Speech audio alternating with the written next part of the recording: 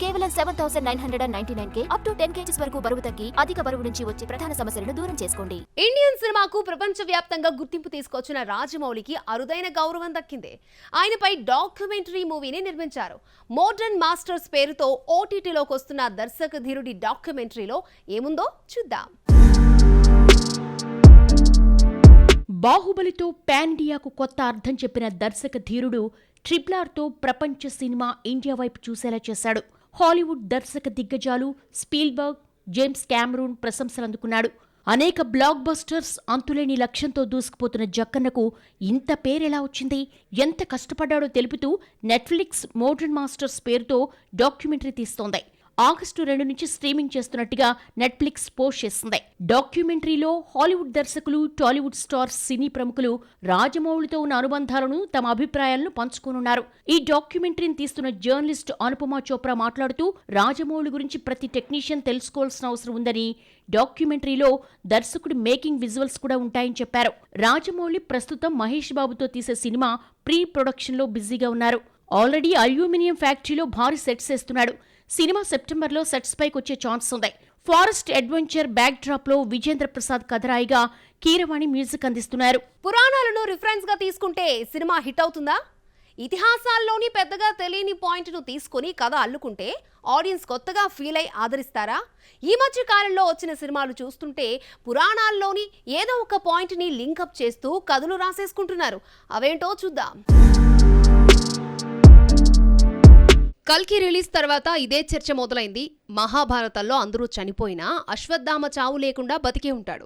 కలియుగంలో శ్రీకృష్ణుడి అవతారమైన కల్కిని కాపాడడంతో అశ్వత్థామకు శాప విమోచనం కలుగుతుంది. ఇలా సాగిన కల్కి కథతో ఆడియన్స్ కొత్తగా ఫీల్ అయ్యారు. హనుమాన్ సినిమాతోనే మైథలాజికల్ ఫిక్షన్ స్టోరీస్ పై రైటర్స్ దృష్టి సారించారు.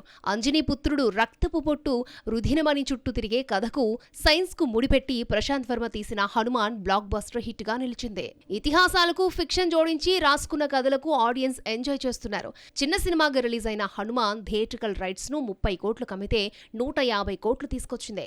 జై హనుమాన్ అంటూ సీక్వెల్ అనౌన్స్ చేయడమే కాదు, హనుమాన్ రాముడికి మాటిచ్చినట్టు క్లైమాక్స్ లో చెప్పాడు దర్శకుడు.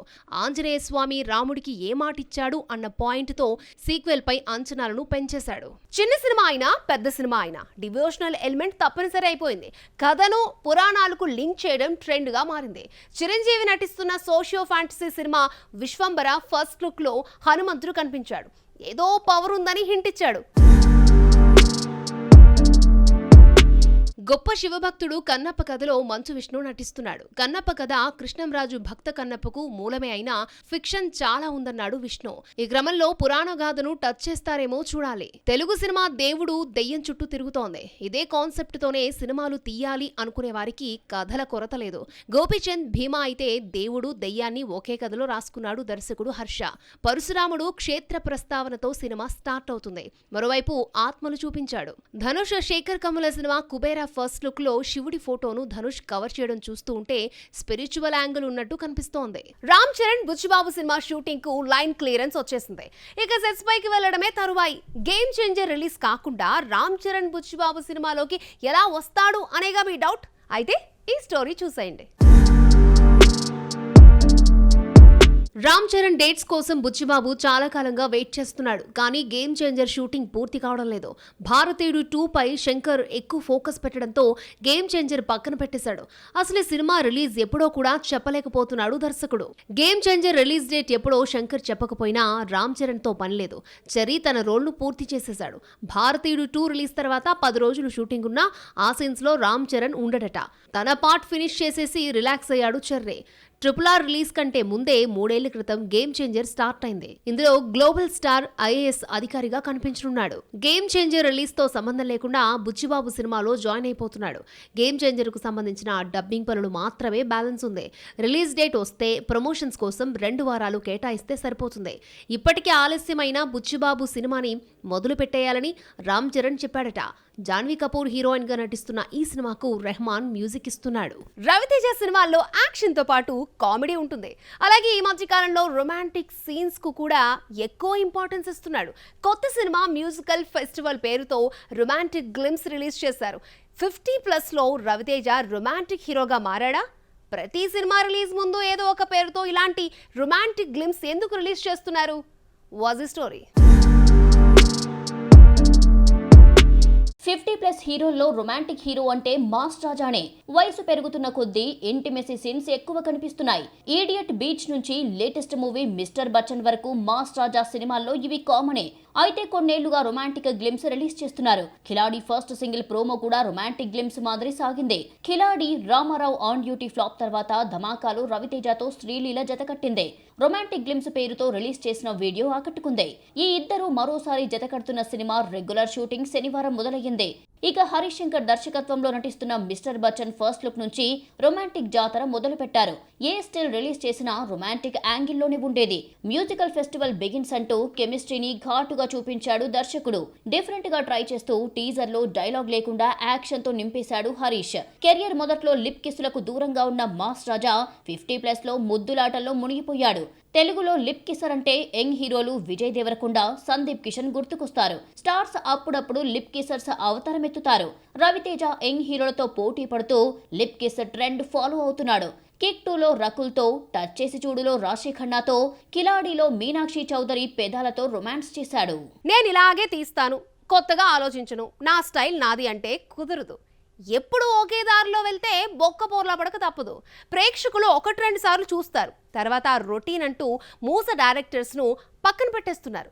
రొటీన్ ముద్రలో నుంచి బయటపడాల్సిన డైరెక్టర్స్ ఎవరో ఇప్పుడు చూద్దాం. లోకేష్ కనగరాజుకు ఇంతవరకు ఫ్లాప్ లేకపోయినా ఆయన మారాల్సిన టైం వచ్చింది. సక్సెస్ ఉన్నప్పుడు మారడం దేనికి అన్న డౌట్ రావచ్చు. లియో కమర్షియల్గా వర్కౌట్ అయినా చాలా మంది ఆడియన్స్కి నచ్చలేదు. షూటింగ్ మొదలు కాకుండానే టైటిల్ టీజర్ అంటూ 3 నిమిషాల వీడియో రిలీజ్ చేస్తాడు లోకేష్. ఇదే సెంటిమెంట్తో రజనీకాంత్తో తీస్తున్న సినిమాకు కూలీ అన్న టైటిల్ పెట్టి వీడియో రిలీజ్ చేశాడు. లోకేష్ కనగరాజ్ తీసిన సినిమాల్లో చాలా మందికి ఫేవరెట్ అంటే ఖైదీ అని చెప్తారు. సెంటిమెంట్ యాక్షన్ సినిమాగా చాలా మందికి నచ్చిందే. మాస్టర్, విక్రమ్ హిట్ అయినా ఖైదీ మేకింగ్ గురించే మాట్లాడుకుంటారు. ఆ తర్వాత తీసిన సినిమాలు తనదైన స్క్రీన్ ప్లే మేకింగ్ తో ఆకట్టుకున్న రొటీన్ అయిపోవడంతోనే లియో విషయంలో విమర్శలు ఫేస్ చేశాడు. రజనీతో తీయబోయే కూలీ టైటిల్ టీజర్లో ఇదే మేకింగ్ కనిపించింది. కథ గొప్పగా ఉంటే సరి, లేదంటే ఎప్పుడూ ఒకే రకమైన మేకింగ్ తో ఇబ్బందే. బోయపాటి డైరెక్షన్ లో వచ్చిన ఏ సినిమా తీసుకున్నా యాక్షన్ సీన్స్ తో దుమ్ము లేపేస్తాడు. ఇలాంటి సినిమాలు కూడా హిట్ కావడంతో తనదైన యాక్షన్ ముద్రను పెంచుతున్నాడే కానీ తగ్గించడం లేదు బోయపాటే. ఎవరేమనుకున్నా, ఎన్ని విమర్శలు వచ్చినా నేనింతే అంటూ భారీ యాక్షన్ సీన్స్ ను వదలడం లేదు.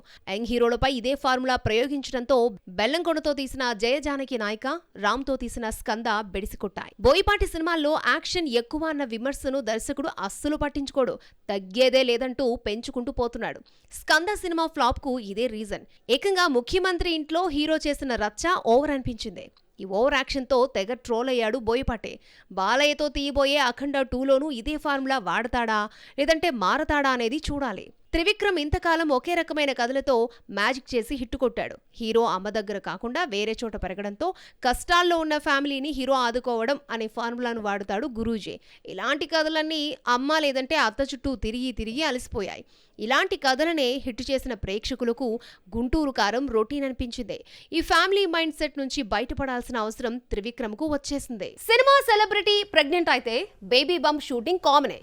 దీపికా పదుకునే ఫోటోషూట్స్ పిక్స్ ఇప్పుడు వైరల్ అవుతున్నాయి. దీపికా గ్రేట్ అంటూ తెగ మెచ్చేసుకుంటున్నారు. బేబీ బంప్ షూట్ కు నెటిజన్ల ప్రశంసలా? What's the story? Baby bump shoot అంటే చాలా మంది సెలబ్రిటీస్ ఇంతకాలం బికినీల్లో, హాట్ డ్రెస్సుల్లో ఫోజులు ఇచ్చారు. అయితే దీపిక మాత్రం సాంప్రదాయబద్ధంగా కనిపించి ఆకట్టుకుంది. చీర కట్టుకుని దిగిన ఫోటోలను దీపిక షేర్ చేసింది. దీపిక, రణ్వీర్ ఫస్ట్ టైం రామ్లీలా సినిమాలో కలిసి నటించారు. ప్రేమలో పడిన ఇద్దరు 2018 నవంబర్ 14న ఇటలీలో జరిగిన డెస్టినేషన్ మ్యారేజ్ తో ఒక్కటయ్యారు. ఆ 6 ఏళ్లలో ఎన్నో గాసిప్స్ దీపికను చాలా సార్లు ప్రెగ్నెంట్ ను చేశాయి. కల్కిలో దీపిక వసుమతిగా కల్కిని కడుపులో మోసే పాత్రను పోషించింది. సినిమా రిలీజ్ టైంలో దీపిక ప్రెగ్నెంట్ కావడం విశేషం. ఇండియాలో ఎక్కువ రెమ్యునరేషన్ తీసుకునే దీపిక 2 ఏళ్లుగా కొత్త సినిమాలు ఒప్పుకోలేదు. షూటింగ్ పూర్తి చేసిన సింగం అగైన్ నవంబర్ 1న రిలీజ్ అవుతోంది.